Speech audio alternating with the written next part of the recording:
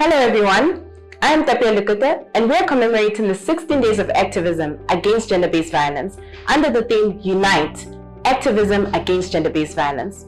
To kickstart the program, we visited Chawama Level 1 Hospital, where young people of the community were challenged with coming up with solutions to combat gender-based violence in their community.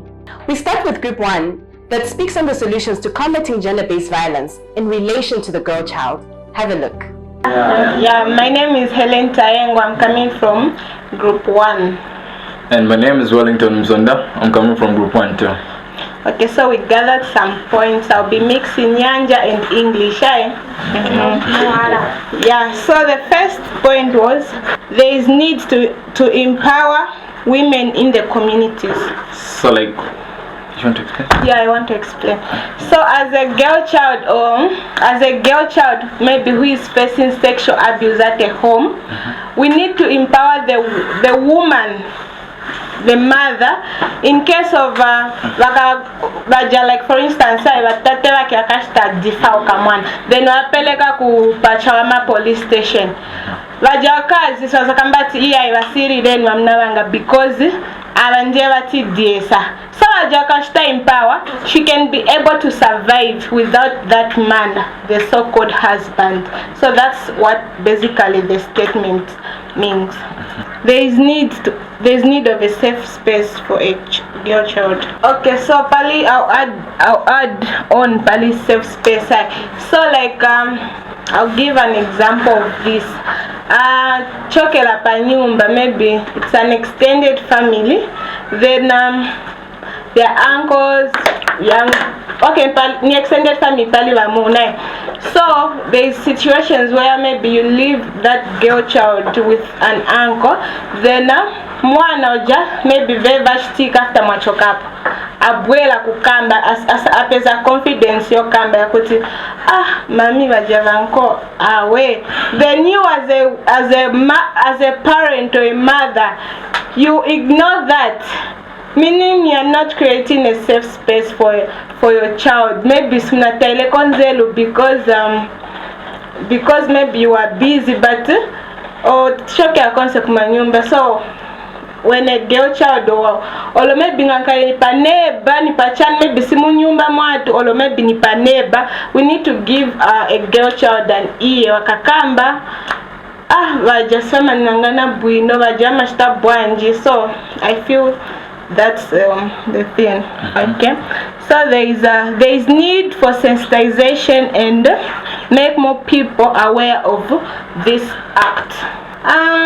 We need to sensitize in the communities about sexual abuse, because in Kaibomvera party nimamvera vamaenda vantu maenda ma outreach yakuti we talk about other things, but that GBV, it's not usually stima vikambapo maningi. So I feel when we normalize doing that, like pali vandoma mvela gender-based violence, GBV, but there's one in a community or two.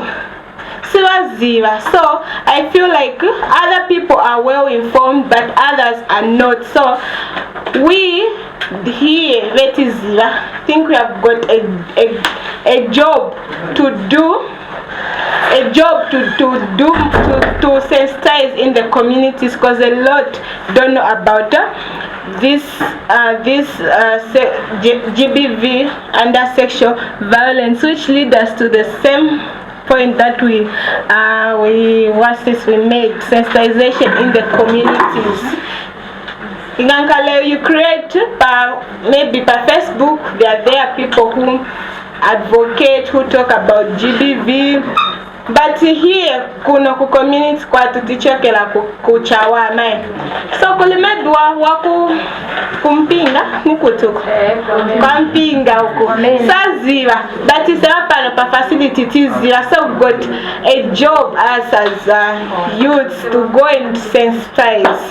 So what we meant as a group when we highlighted on the issue of safe spaces and safe homes is that, let's say we have a victim, a child, right? Of course, we know that once a case is being reported to the police and the police pick it up, that child is no longer safe in that community. So at least we need a place where that child will be free from stigma, discrimination. You have put your family in this bad picture and the likes. So that's why we highlighted the issue of safe homes. And then, yeah, like I earlier said, like the group also said, there's need to make people aware of the Child Protection Act, which was a bill, and this year has now been enacted to be an act by Parliament. So if people can be aware of that, it outlines the punishments based on whatever crime that you commit against a child. So, and I feel if people might be aware of that, and if at all, if at all the police can take it up to make an example of one perpetrator using the act, or so to say the courts of law, I feel it will be an eye-opener and help reduce sexual abuse and other activities towards children. As we have it for ourselves, ladies and gentlemen, there is a need for us to develop recreational centers, more youth-friendly spaces, as well as empowering women to promote financial independence. Another important thing that we need to look at is revisiting harmful cultural practices. Now let's take a look at Group 2, that was challenged with coming up with solutions on how best we can safeguard the boy child, as well as the challenges that they face. So my name is Joshua Lungu from Group 2, and our question was how best we can help safeguard the boy child's right, and what we've seen the challenges that the boy child faces. So with me here, I've got Alice, who's going to help us explain these points that we've listed down. So we've first come up with the challenges that we've seen boys face, like me. Yeah, so she will stand. You can stand, madam. So when it comes to society believes that we as guys are supposed to be strong. Then from the time immemorial up to now, we are looked at to be the providers, where whether we like it or not, we have to go out there, we look for things to do and go back home to provide for the family also, yeah. More especially when it comes to boys nowadays, boys are overlooked. They are looked at to be people that are strong, and their issues are not taken seriously in such a way that if a problem is happening to a boy child, it cannot be taken seriously. Either if you go to the police, for example, if I go to the police and say I was raped by a lady or by a woman, they will say wenzofuna or inaima because when a girl child is to go to the police, they will take her issue so seriously such that they will respond in a faster rate compared to a girl child. So the other point that we identified amongst the boy childs themselves is ignorance.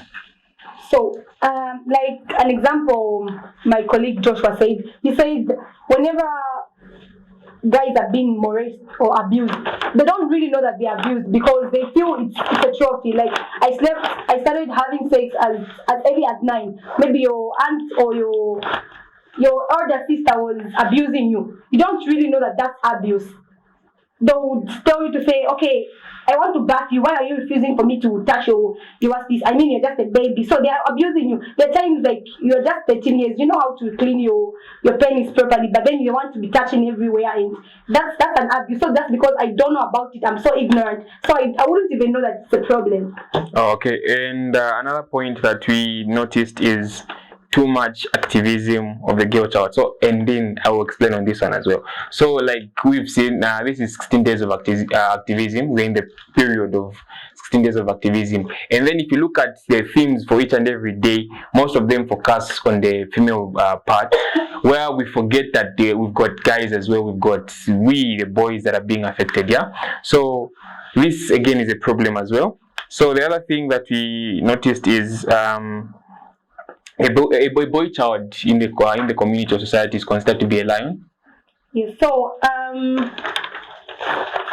the equality between a male fox and a female fox is different.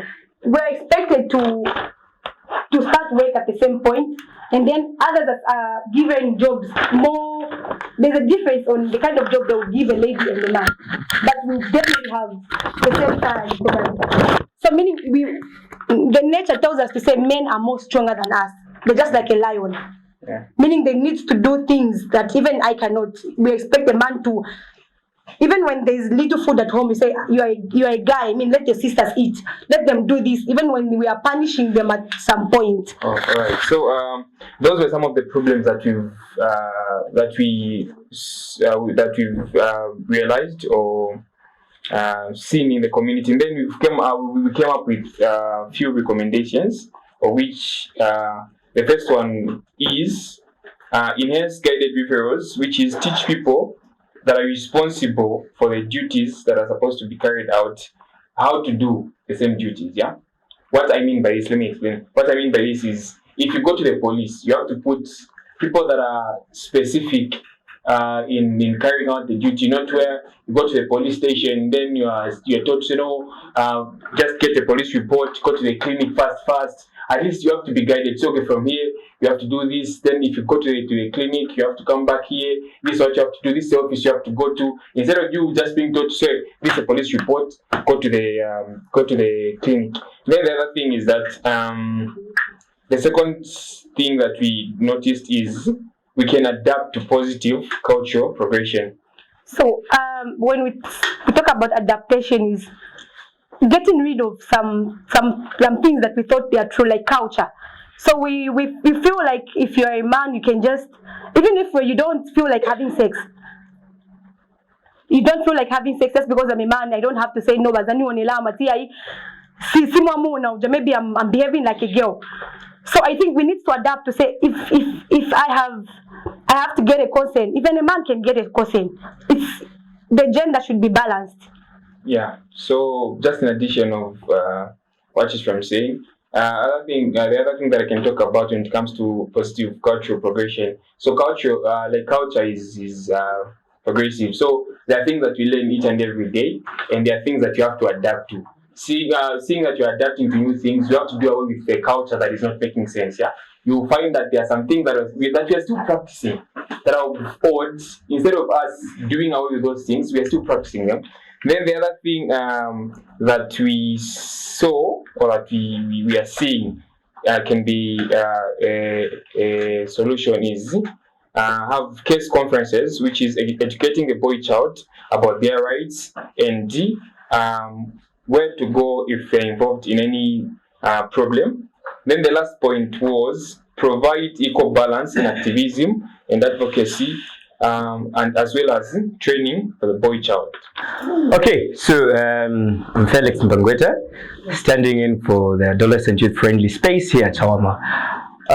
As a space, we advocate for sexual reproductive health and rights for young people, and a component under that is gender-based violence, mental health, and the like. So we would just love to appreciate Global Platform for coming to our space today during the 16 days of gender-based violence activism, just to share with us an insight on sexual abuse and sexual harassment, of which it will be a plus as well, since we usually engage with communities and schools to sell out this message and raise awareness with regard to sexual harassment and sexual abuse. So thank you very much for coming through, you guys. It's been an insightful session. We've learned a lot, and I believe as advocates of change, we shall surely take the change out there to our communities. Thank you. It's quite clear that amongst many challenges faced by men, we still see that there are no support groups, there's a lack of safe spaces, as well as toxic societal norms. It's evident that we're still far from winning this fight against gender-based violence, but together, anything is possible. Don't miss out on our next episode, and follow Loud Silence Zambia as well as Global Platform Zambia on all our social media platforms. I've been your host, Tapio Lukuta.